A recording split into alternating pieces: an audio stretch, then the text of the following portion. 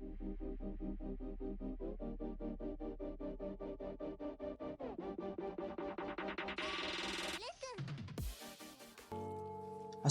warahmatullahi wabarakatuh. Kami dari kelompok 1 yang beranggotakan saya, Davi Ridwan Sari, lalu ada Ahmad Rival Renaldi, Novi Dwi Roma, dan juga Yunia Rahmawati.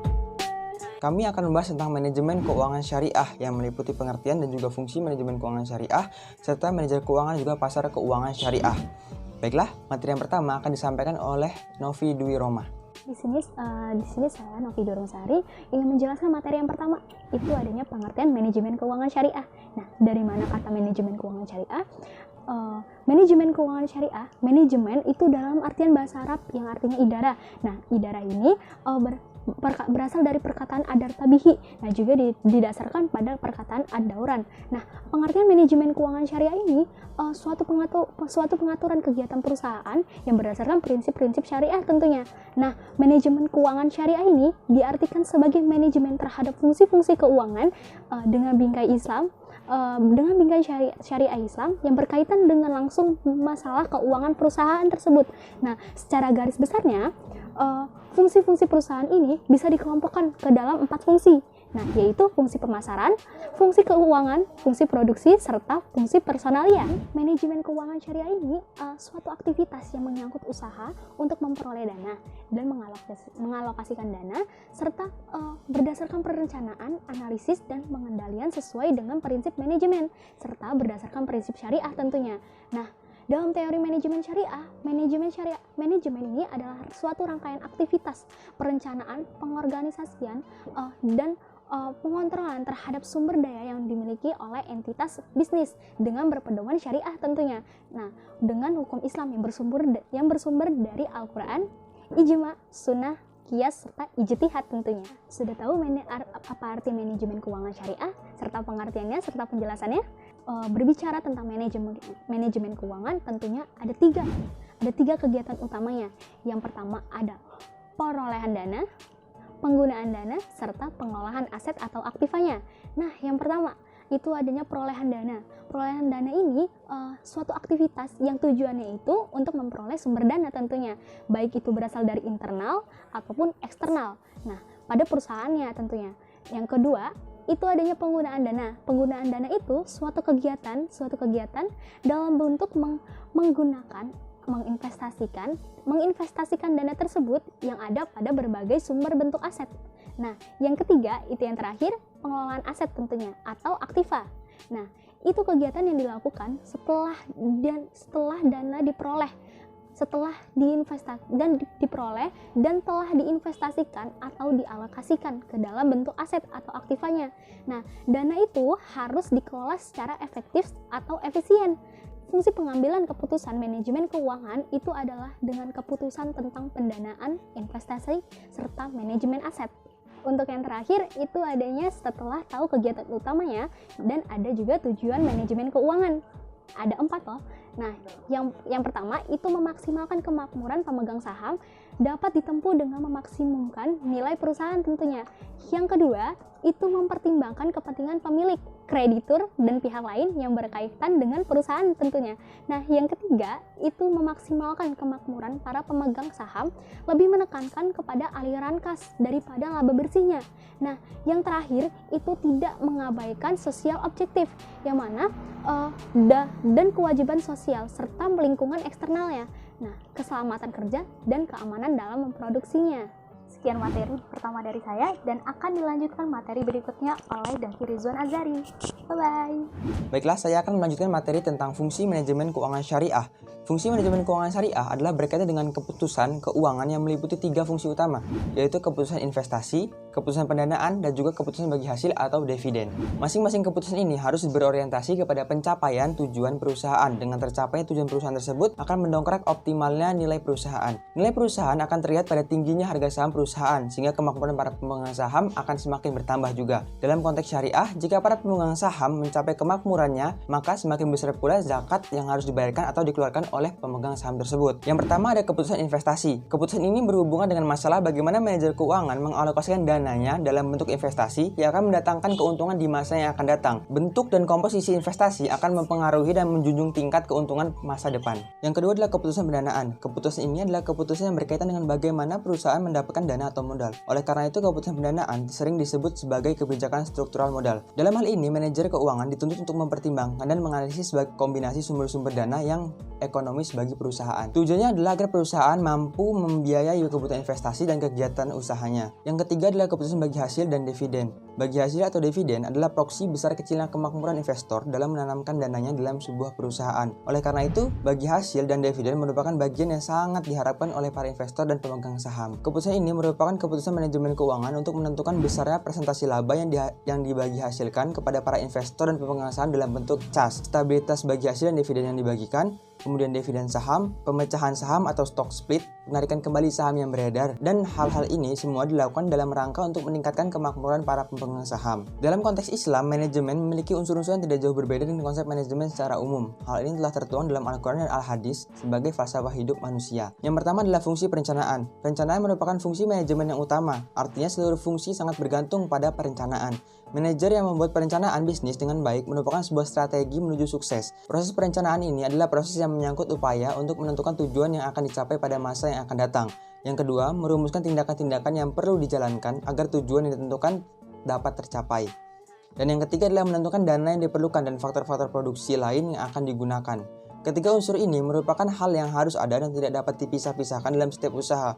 Merumuskan tujuan tanpa menentukan cara pelaksanaannya dan tanpa dasar pada faktor-faktor produksi yang dapat digunakan tidak akan dapat menciptakan hal yang diharapkan. Yang kedua adalah fungsi pengorganisasian. Perlu merumuskan tindakan-tindakan yang akan dijalankan untuk mewujudkan berbagai tujuan tersebut. Ajaran Islam adalah ajaran yang mendorong umatnya untuk segala sesuatu secara terorganisasi dengan rapi. Kemudian ada fungsi kepemimpinan. Ada beberapa istilah yang merujuk pada pengertian kepemimpinan, yaitu umara yang disebut juga dengan ulul amri atau pejabat. Adalah orang yang mendapat amanah untuk mengurus urusan orang lain. Pemimpin sering disebut sebagai khadimul ummah yang berarti pelayan umat. Dan yang keempat ada fungsi pengawasan. Falsafah dasar fungsi pengawasan dalam Islam muncul dari pemahaman tanggung jawab individu, amanah, dan keadilan.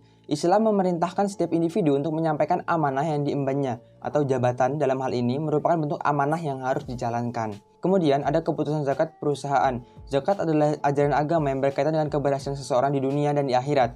Besarnya zakat yang dikeluarkan oleh perusahaan menunjukkan bahwa perusahaan tersebut telah berhasil dalam bisnisnya. Sebab zakat perusahaan adalah pengeluaran perusahaan berdasarkan nisbah dan haul. Nisbah itu adalah menunjukkan besarnya harta yang wajib dizakati, sedangkan haul itu berkaitan dengan batas waktu suatu harta dapat dizakati. Yang selanjutnya akan disampaikan oleh Ahmad Rifal Rinaldi. Di sini saya akan melanjutkan materi dari DAPI, yaitu manajer keuangan dan pasar keuangan syariah. Keuangan adalah seorang yang bertanggung jawab atas membuat strategi untuk berinvestasi, dana, dan manajer berkas dari transaksi tersebut. Manajer keuangan merupakan jabatan yang sangat penting dalam sebuah perusahaan karena sebagai ujung tombak yang berkaitan dengan keuangan. Peran manajer keuangan dapat beragam, tergantung pada ukuran kompleksitas suatu perusahaan. Sebagai contoh, di perusahaan yang lebih besar, mungkin manajer keuangan dapat melakukan kegiatan yang terfokus seperti analis strategi. Tugas manajer keuangan secara terperinci adalah sebagai berikut.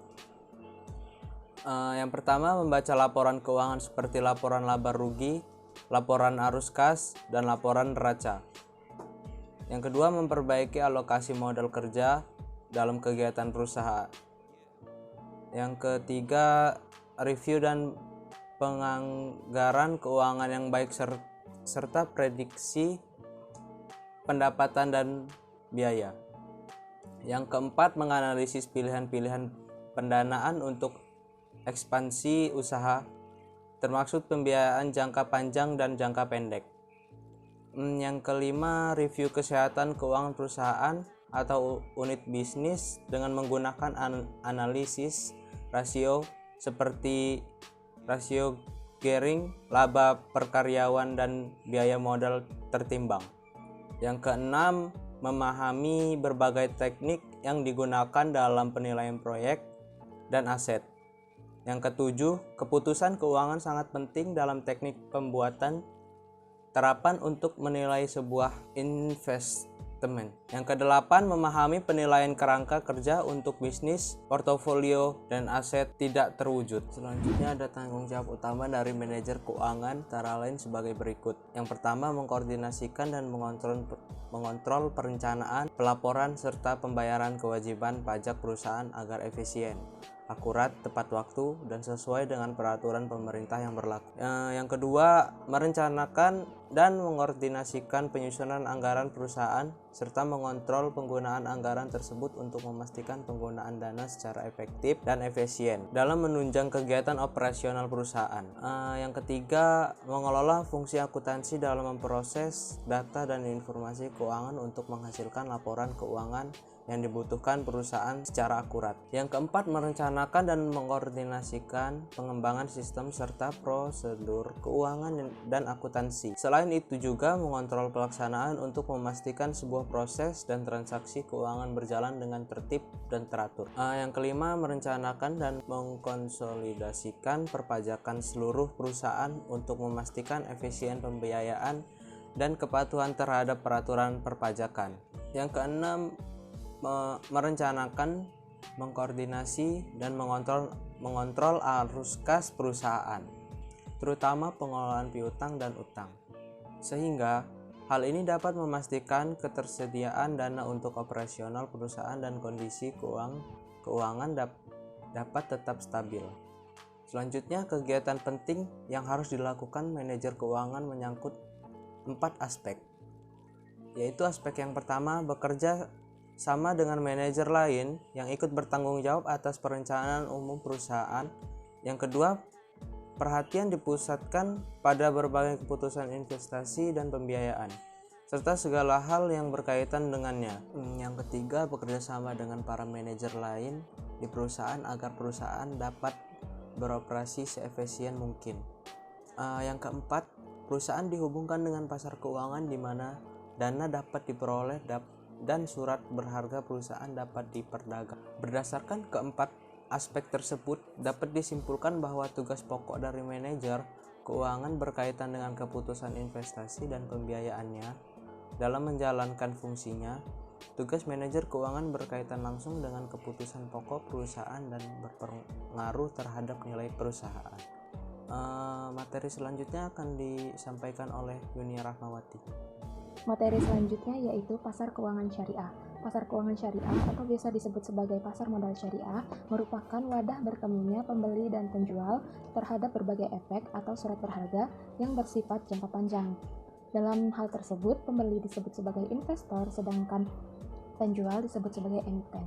Emiten merupakan penerbit dari efek yang dijual di pasar modal. Pasar modal syariah memiliki 2 peran penting, yaitu pertama sebagai sumber pendanaan bagi perusahaan untuk pengembangan usahanya melalui penerbitan efek syariah. Kedua, sebagai sarana investasi efek syariah bagi investor.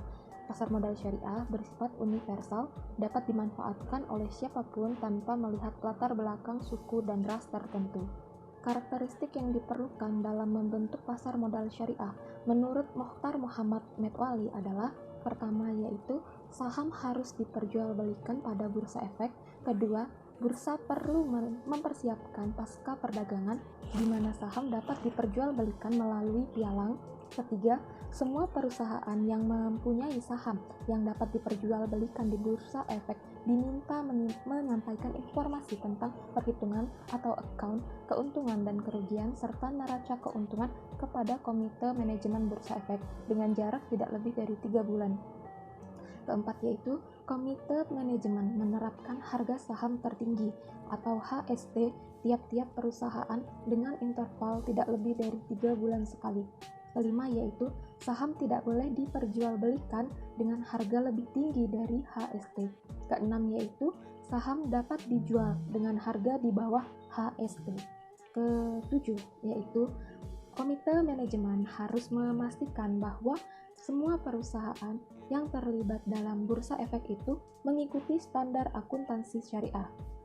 Kedelapan, yaitu perdagangan saham mestinya hanya berlangsung dalam 1 minggu periode perdagangan setelah menentukan HST. Kesembilan, yaitu perusahaan hanya menerbitkan saham baru dalam periode perdagangan dan dengan harga HST. Produk dan layanan pasar keuangan syariah. Produk pasar modal syariah adalah efek syariah. Efek syariah merupakan efek yang tidak bertentangan dengan prinsip syariah di pasar modal.